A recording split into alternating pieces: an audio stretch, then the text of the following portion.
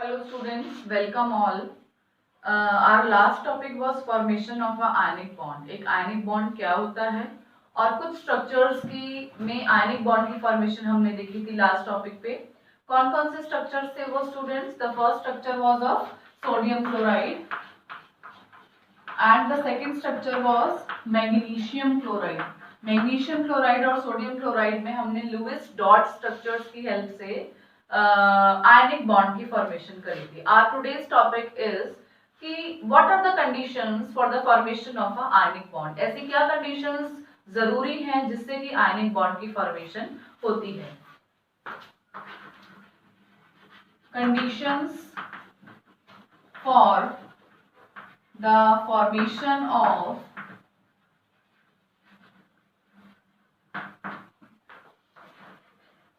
Ionic bond. सबसे पहली बात बच्चों, the very first thing which is required for the formation of a ionic bond is a metal and a non-metal. सबसे पहले हम देखते हैं मेटल की क्या इंपॉर्टेंस है. कोई भी एक मेटल है वो क्या करता है, एक कैटायन की फॉर्मेशन करता है by the loss of electrons. इसमें क्या होता है, इस फिनोमेनन में जो एनर्जी होती है, the energy is absorbed and the energy which is absorbed is known as ionization enthalpy. जिन बच्चों को ionization enthalpy नहीं पता, आइए डिस्कस करते हैं.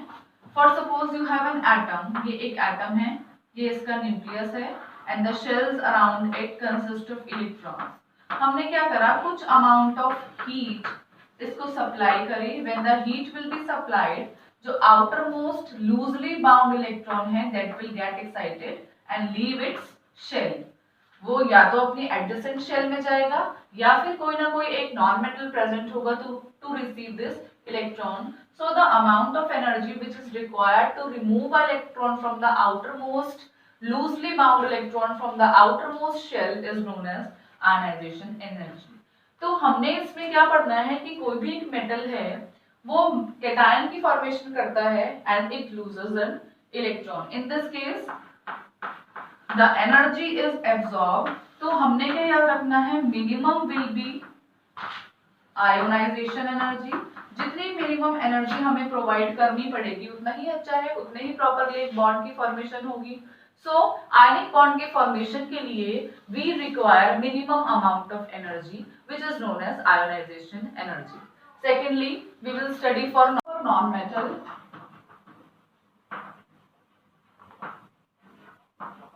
X एक non-metal है, ये क्या करता है, इलेक्ट्रॉन्स को गेन करता है and it form a anion. जब भी कोई मेटल कैटायन एक एनायन के साथ मिलता है तो वो क्या बना देता है, एक ionic compound. This is a ionic compound. ये गैस है, ये गैसियस स्टेट में है और ये सॉलिड स्टेट में. तो ये दोनों गैसियस कैटायन और गैसियस एनायन कंबाइन होके एक सॉलिड आयनिक कंपाउंड बना देते हैं. At this time some amount of energy is released. That energy is known as lattice energy. इसको हम क्या बोलते हैं बच्चों, लैटिस एनर्जी बोलते हैं. तो आपको क्या याद रखना है, लैटिस एनर्जी के बारे में हमें यहाँ से पता लग गया कि when cation, gaseous cation react with gaseous anion to form one mole of ionic compound, some amount of energy is released and that energy released is known as the lattice energy and vice versa. अब देखिए जितनी energy release हुई है इसको बनाने में, अगर इसको उतनी एनर्जी दी जाए तोड़ने में, तो that will be equal to the lattice energy. So this is what the lattice energy is. बच्चों, properties of ionic compound. Properties of ionic compounds. सबसे पहली प्रॉपर्टी देखिए, state, physical state. Physical state में हमने क्या पढ़ना है कि ये जो आयनिक कंपाउंड्स होते हैं, these are solids. Why these are solids? Because they have electrostatic forces of attraction.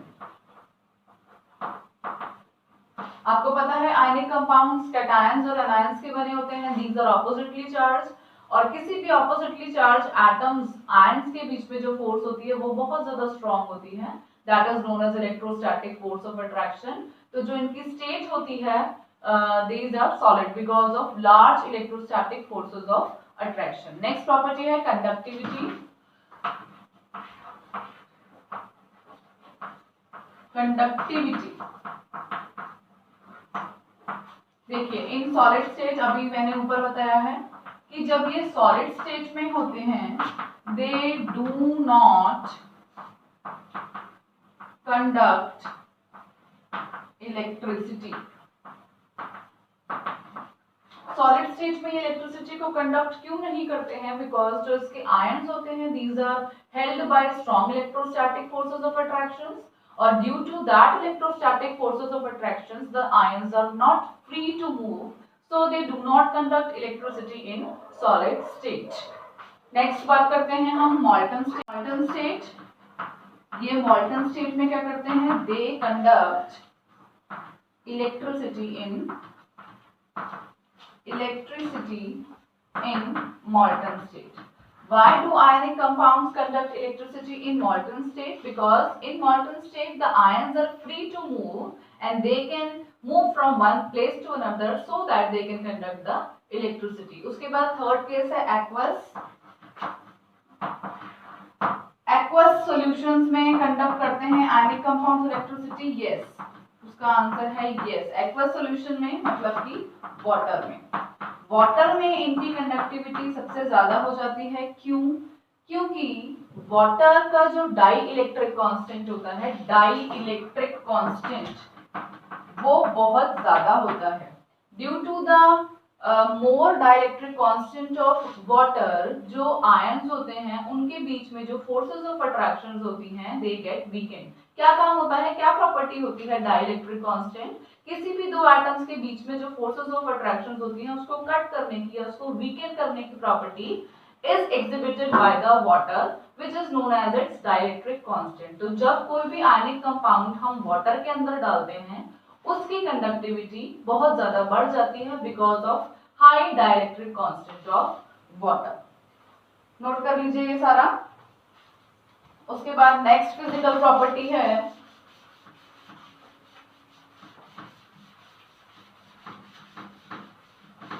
note in your notebooks, isomorphism. This is the third property, isomorphism. क्या मतलब होता है बच्चों आइसोमॉर्फिज्म का? फॉर सपोज कोई भी दो आयनिक कंपाउंड्स हैं, अगर उनके कैटायन का साइज और उनके एनायन का साइज ऑलमोस्ट सेम होता है तो उनका 3D स्ट्रक्चर, 3D में 3 डायमेंशन में उनका स्ट्रक्चर भी सेम होता है, उसको हम बोलते हैं आइसोमॉर्फिज्म। ठीक है, तो जो आयनिक कंपाउंड्स हैं they show the property of isomorphism. Fourth property है hydration energy. Hydration energy, for example you have NaCl, sodium chloride. आपको क्या पता है कि sodium chloride can be broken into Na positive also and Cl negative also, और इस energy को हम लैटिस एनर्जी बोलते हैं।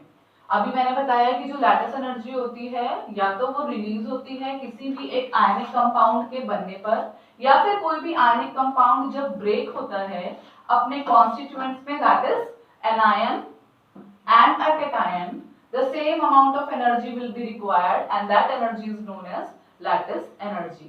तो क्या होता है, हमारे पास कैटायंस आ गए और एनायंस आ गए। फॉर एग्जांपल मैंने इन कैटायंस को वाटर में डाला तो क्या होगा, these gaseous cation will be converted to aqueous and this anion will be converted to aqueous.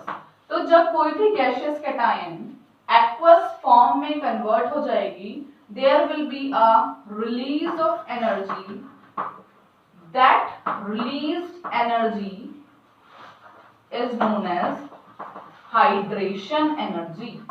Hydration energy का मतलब क्या होता है, जब हम इसको देखिए, जब हम इसको वाटर में डालेंगे तो क्या होगा, वाटर इसको सराउंड कर लेगा and it will be surrounded by the molecules of water and hydration will be done. जब इसकी हाइड्रेशन हो जाएगी तो ये किसमें कन्वर्ट हो जाएगा, एक्वस सॉल्यूशन में कन्वर्ट हो जाएगा।